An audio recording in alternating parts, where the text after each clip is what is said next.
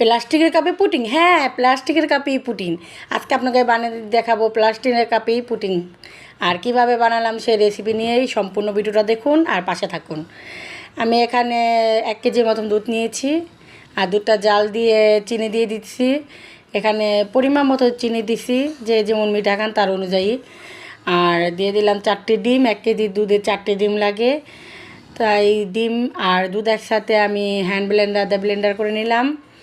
তারপরে এখানে দিয়ে দেব আমি ভ্যানিলা এসেন্স 1 চিমটি, যেন ডিমের ঘ্রাণ না থাকে।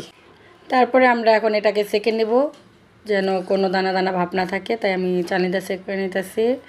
চালনিটা শাঁকা হয়ে গেলে দেখেন কতগুলো বের হয়েছে দুধের সরগুলো আমি রেখে দিলাম। এখানে একটা পাত্রে আমি ক্যারামেল করে নেব চিনি দিয়ে। আর ক্যারামেল করার সময় একটু পানি দিয়ে নেবেন, নাহলে লিকুইড হবে না। আমি ভিডিওটা নিতে স্কিপ করে ফেলছি।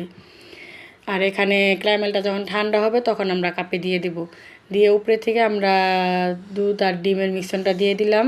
দিয়ে এখানে আমি দেখেন একটা ফ্রাই প্যানের নিচে পানি দিয়ে উপরে, যাদের বাসায় রাইস কুকার থাকে তাদের এটা দিলেই হবে, আর নাহলে নিচে টিস্যু দিয়ে দিলেও হবে, কোনো প্রবলেম হবে না।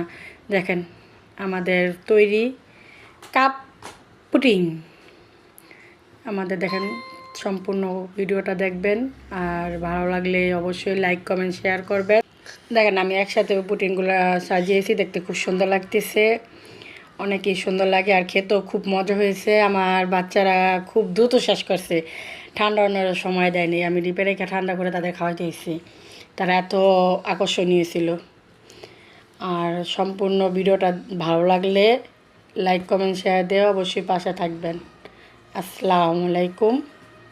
আপনাদের ভালোবাসায় আমি প্রতিদিন কাজ করার আগ্রহ পাই, তাই সবসময় এমন করে আমার পাশে থাকবেন সবাই, আশা করি।